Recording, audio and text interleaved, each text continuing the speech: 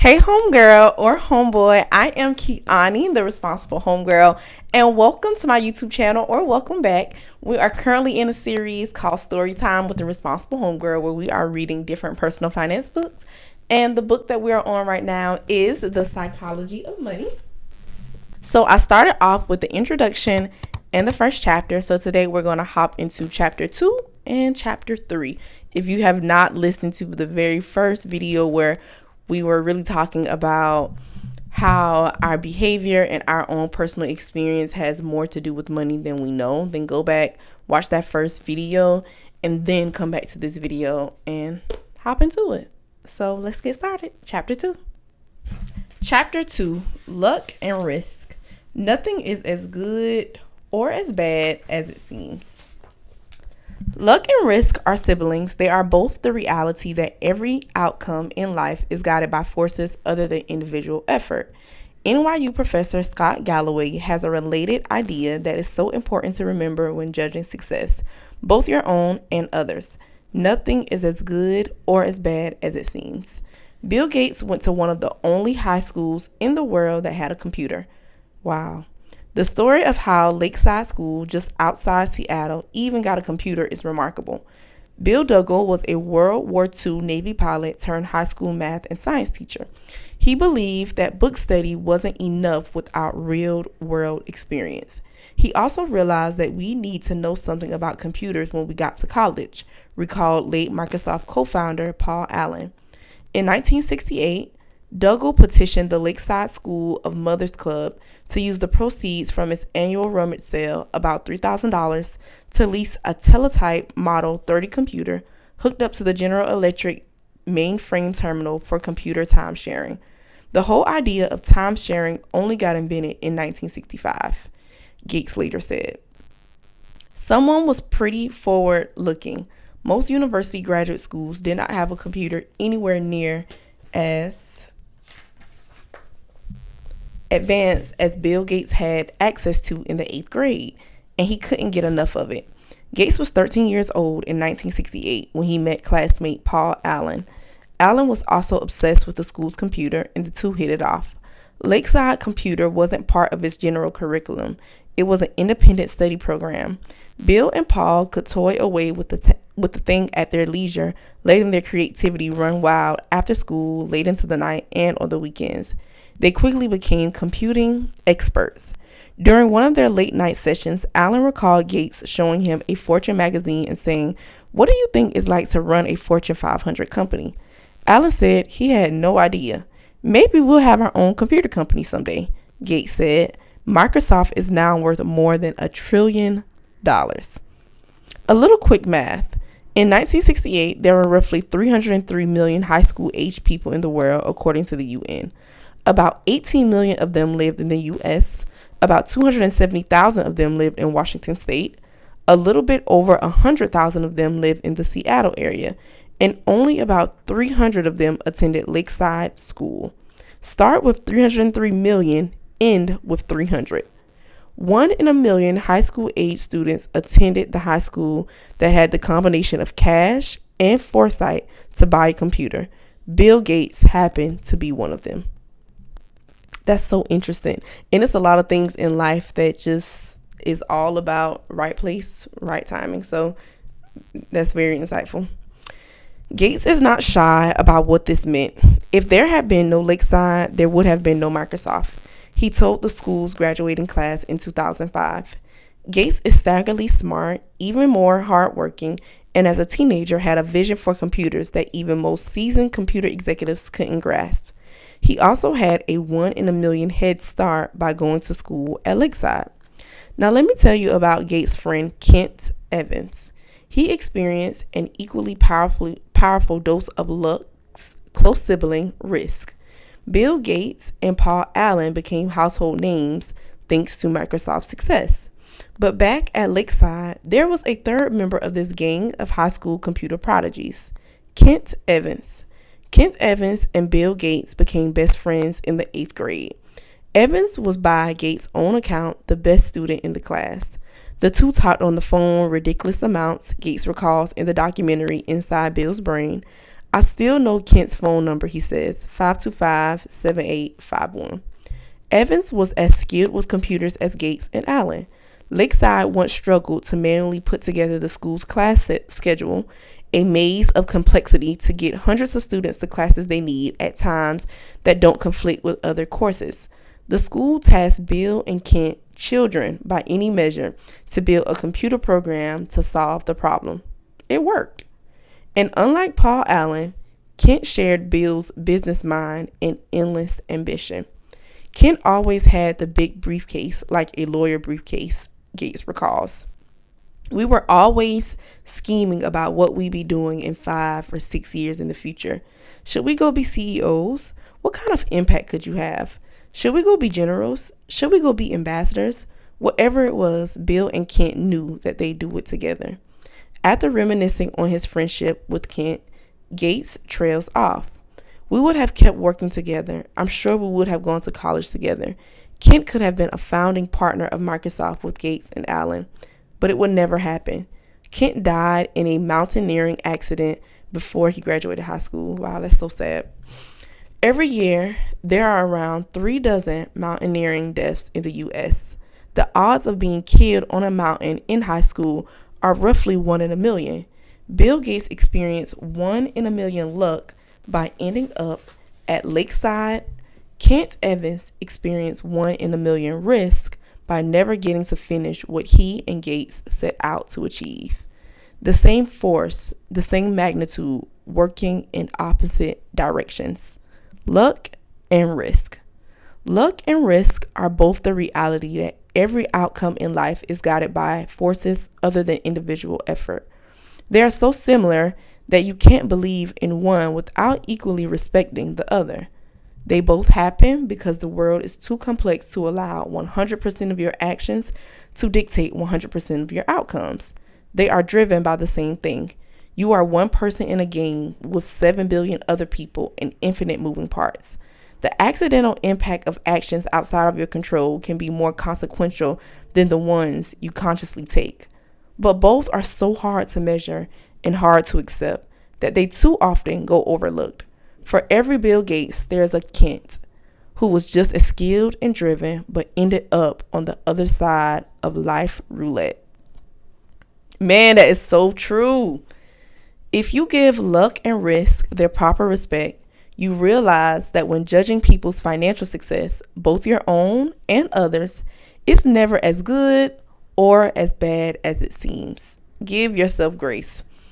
Years ago, I asked economist Robert Shiller, who won the Nobel Prize in economics, what do you want to know about investing, or what do you want to know about investing that we can't know? The exact role of luck in successful outcomes, he answered. I love that response because no one actually thinks luck doesn't play a role in financial success. But since it's hard to quantify, luck and rude to suggest people's success is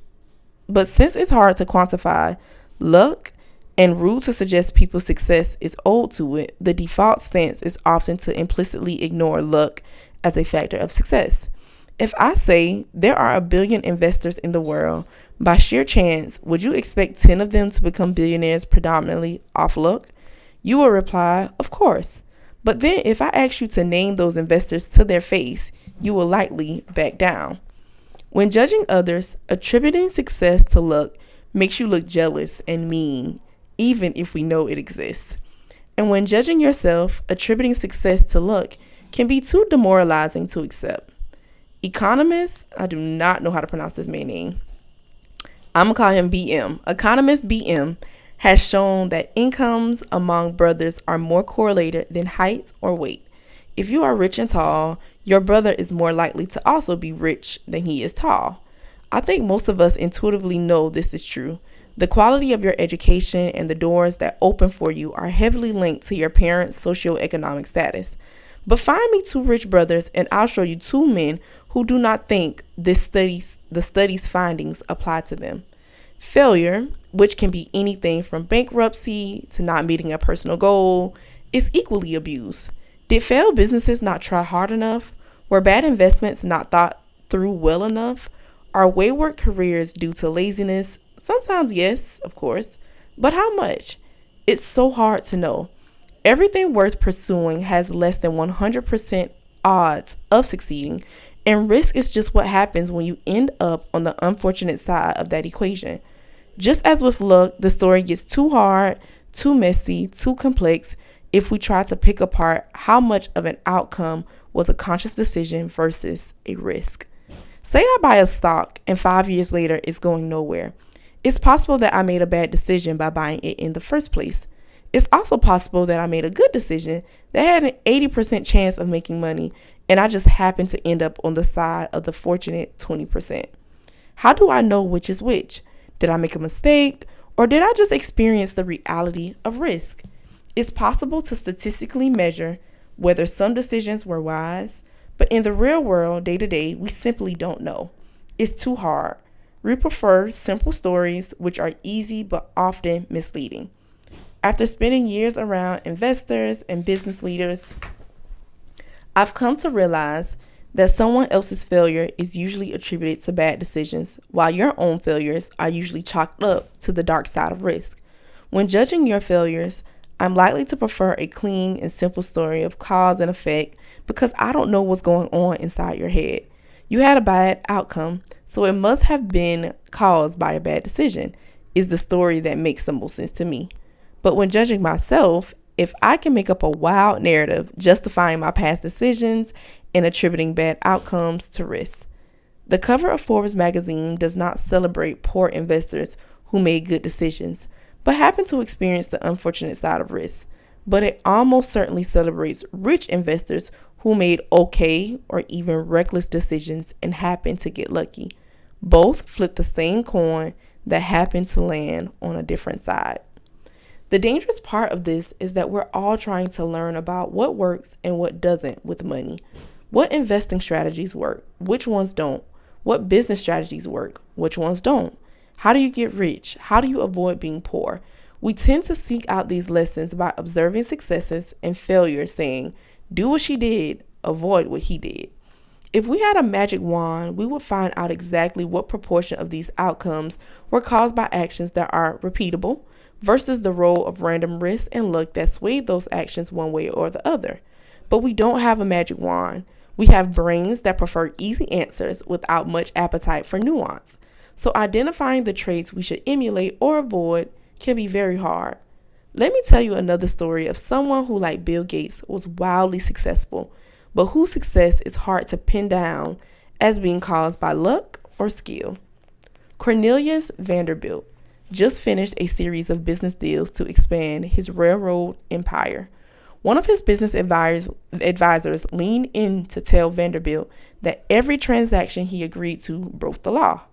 My God, John, said Vanderbilt, you don't suppose you can run a railroad in accordance with the statutes of the state of New York, do you?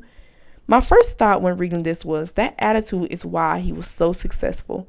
Laws didn't accommodate railroads during Vanderbilt's day, so he said to hell with it and went ahead anyway. Vanderbilt was wildly successful. So it's tempting to view his law flaunting, which was notorious and vital to his success, as sage wisdom. That scrappy visionary let nothing get in his way. But how dangerous is that analysis? No sane person would recommend flagrant crime as an entrepreneurial trait. You can easily imagine Vanderbilt's story turning out much different, an outlaw whose young company collapsed under court order. So we have a problem here. You can praise Vanderbilt for flaunting the law with as much passion as you criticize Enron for doing the same. Perhaps one got lucky by avoiding the arm of the law, while the other found itself on the side of risk. John D. Rockefeller is similar. His frequent circumventing of the law, a judge once called his company no better than a common thief, is often portrayed by historians as cunning business smarts. Maybe it was, but when does the narrative shift from you don't let outdated laws get in the way of innovation to you committed a crime? Or how little would the story have to shift for the narrative to have turned from Rockefeller was a genius, try to learn from his success, to Rockefeller was a criminal, try to learn from his business failures? Very little. What do I care about the law? Vanderbilt once said. Ain't I got the power?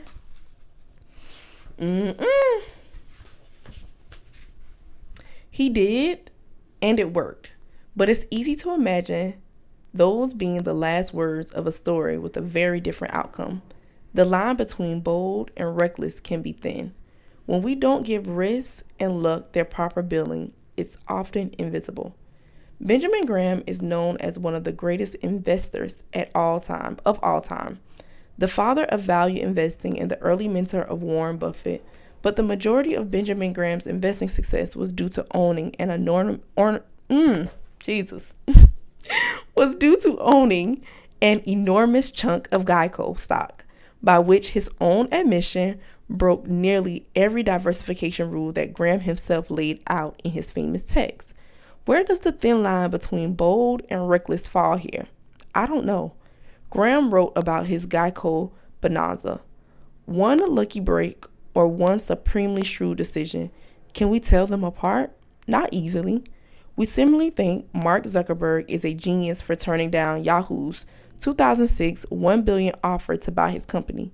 He saw the future and stuck to his guns. But people criticize Yahoo with as much passion for turning down its own big buyout offer from Microsoft. Those fools should have cashed out while they could.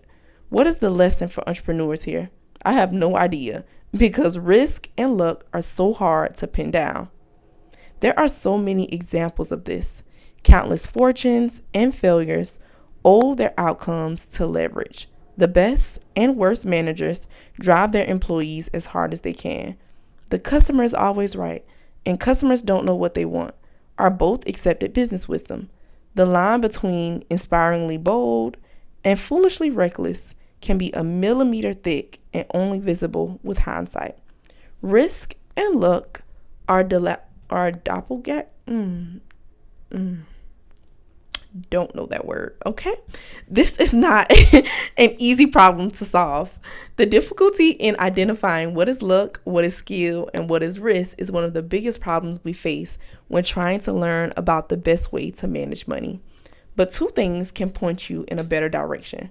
Be careful who you praise and admire. Be careful who you look down upon and wish to avoid becoming. Or just be careful when assuming that 100% of outcomes can be attributed to effort and decisions. After my son was born, I wrote him a letter that said, in part, some people are born into families that encourage education, others are against it. Some people are born into flourishing economies, encouraging of entrepreneurship, others are born into war and destitution. I want you to be successful, and I want you to earn it, but realize that not all success is due to hard work, and not all poverty is due to laziness. Keep this in mind when judging people, including yourself. Therefore, focus less on specific individuals and case studies and more on broad patterns. Studying a specific person can be dangerous because we tend to study extreme examples like the billionaires, the CEOs, or massive failures that dominate the news, and extreme examples are often the least applicable to other situations given their complexity. The more extreme the outcome, the less likely you can apply its lessons to your own life, because the more likely the outcome was influenced by extreme ends of luck or risk. You'll get closer to actionable takeaways by looking for broad patterns of success and failure. The more common the pattern, the more applicable it might be to your life. Trying to emulate Warren Buffett's investment success is hard because his results are so extreme that the role of luck in his lifetime performance is very likely high, and luck isn't something you can reliably emulate. But realizing, as we'll see in Chapter 7, that people who have control over their time tend to be happier in life is a broad and common enough observation that you can do something with. My favorite historian, Frederick Lewis Allen, spent his career depicting the life of the average meeting American, how they lived, how they changed, what they did for work, what they ate for dinner, etc. There are more relevant lessons to take away from this kind of broad observation than there are in studying the extreme characters that tend to dominate the news. Bill Gates once said, "Success is a lousy teacher. It seduces smart people into thinking they can't lose. When things are going extremely well, realize it's not as good as you think. You are not invincible, and if you acknowledge that luck brought you success, then you have to believe in luck's cousins, risk, which can turn your story around just as quickly. But the same is true in the other direction. Failure can be a lousy teacher because it seduces smart people into thinking their decisions were terrible when sometimes they just reflect the unforgiving realities of risk.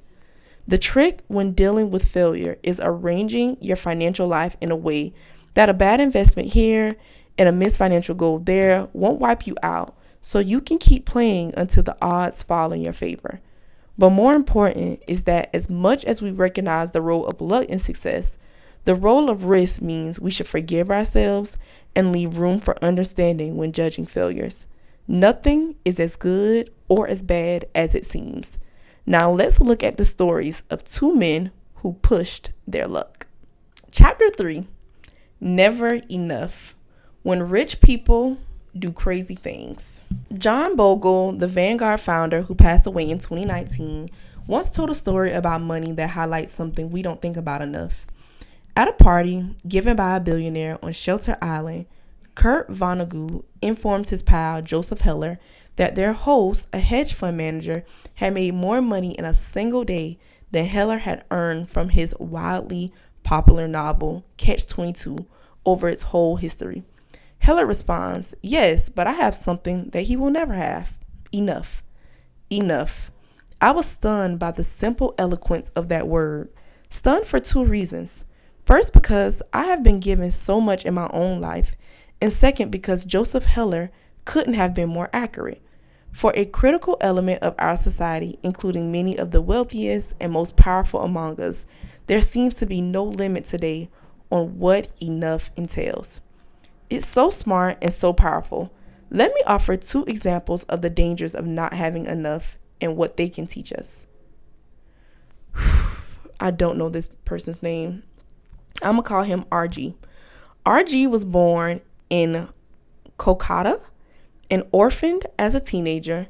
People talk about the privileged few who begin life on third base. G couldn't even see the baseball stadium.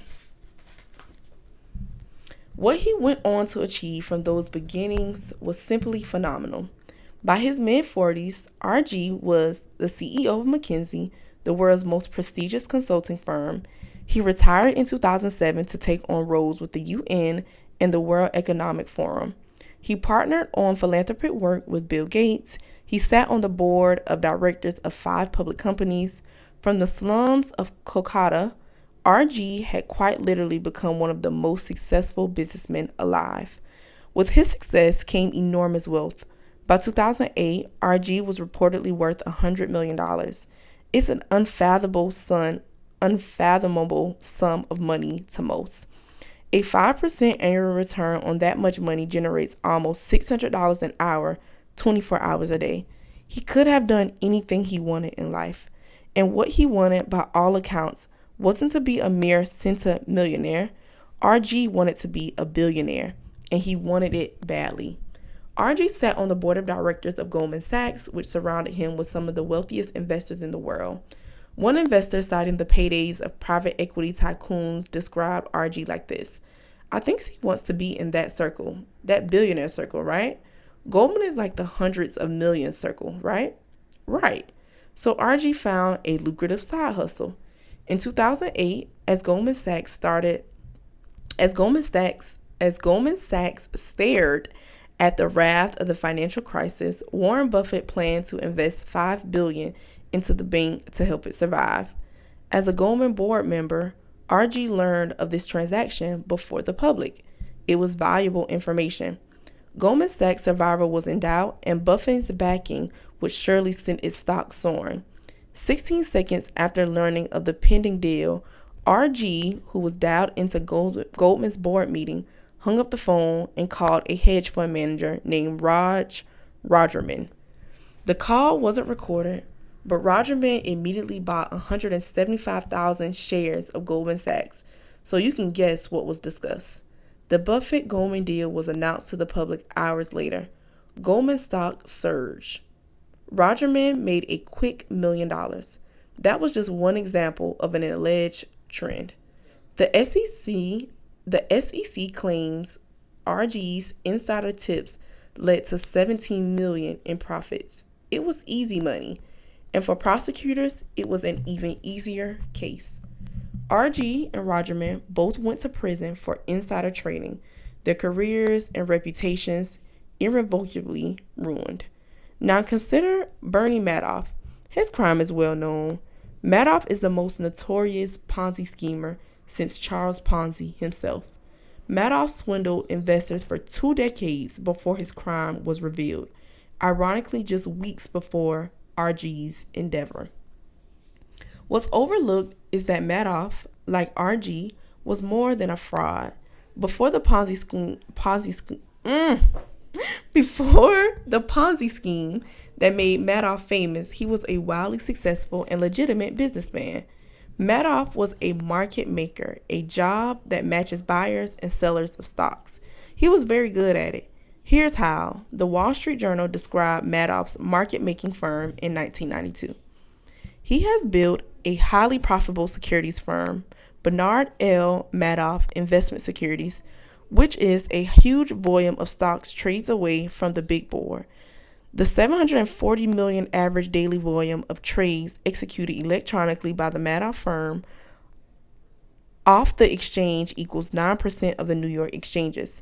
Mr. Madoff's firm can execute trades so quickly and cheaply that it actually pays off brokerage firms a penny a share to execute their customers' orders, profiting from the spread between bid and ask price that most stocks trade for. This is not a journalist inaccurately describing a fraud yet to be uncovered. Madoff's market-making business was legitimate.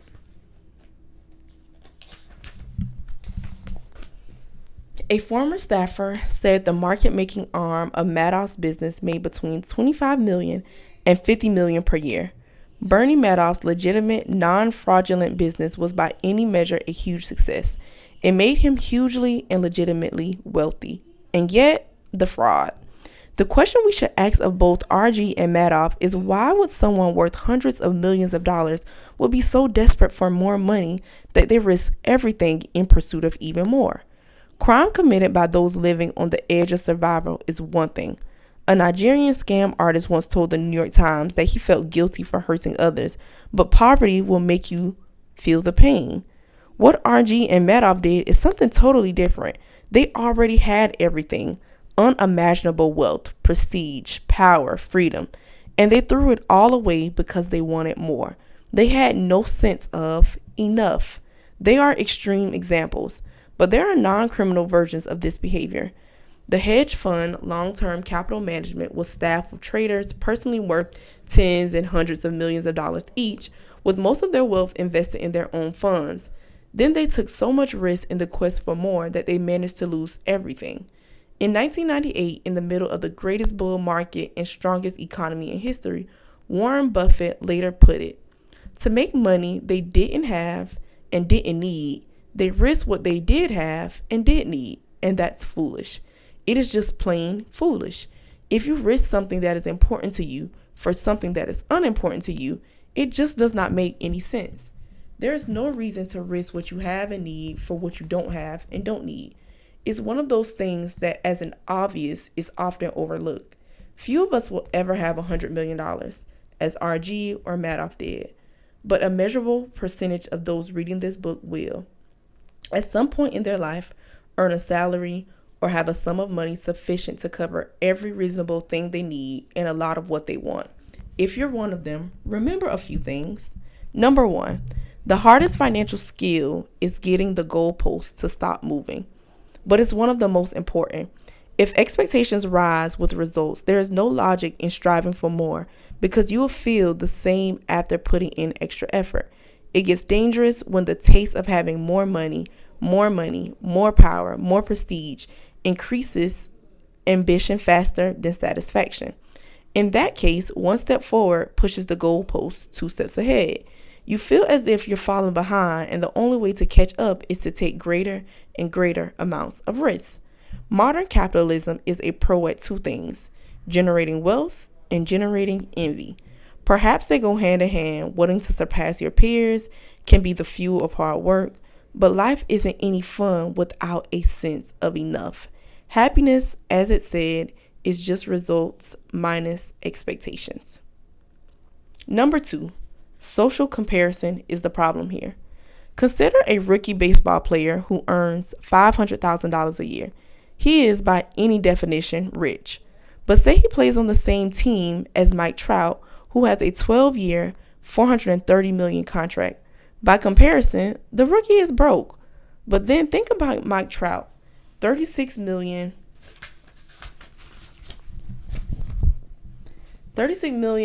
a year is an insane amount of money. But to make it on the list of the top 10 highest paid hedge fund managers in 2018, you need to earn at least $340 million in 1 year. That's who people like Trout might compare their incomes to. And the hedge fund manager who makes $340 million per year compares himself to the top 5 hedge fund managers who earns at least $770 million.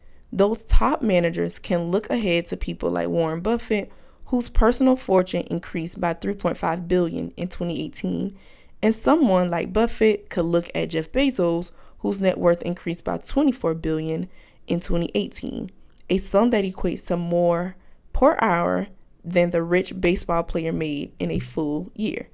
The point is that the ceiling of social comparison is so high that virtually no one will ever hit it, which means it's a battle that can never be won, or that the only way to win it is to not fight to begin with, to accept that you might have enough, even if it's less than those around you. A friend of mine makes an annual pilgrimage to Las Vegas. One year he asked the dealer, "What games do you play and what casinos do you play in?" The dealer, stone cold serious, replied, "The only way to win in a Las Vegas casino is to exit as soon as you enter." That's exactly how the game of trying to keep up with other people's wealth works too. Number 3, enough is not too little. The idea of having enough might look like conservatism, leaving opportunity and potential on the table. I don't think that's right. Enough is realizing that the opposite, an appetite for more, will push you to the point of regret. The only way to know how much food you can eat is to eat until you're sick. Few try this because vomiting hurts more than any meal is good. For some reason, the same logic doesn't translate to business and investing, and many will only stop reaching for more when they break and are forced to. This can be as innocent as burning out at work or as risky investment allocation you can't maintain. On the other end, there's RJ and Bernie Madoffs in the world who resort to stealing because every dollar is worth reaching for regardless of consequence. Whatever it is, the inability to deny a potential dollar will eventually catch up to you. Number 4, there are many things never worth risking, no matter the potential gain. After he was released from prison, RJ told the New York Times he had learned a lesson. Don't get too attached to anything, your reputation, your accomplishments, or any of it. I think about it now. What does it matter?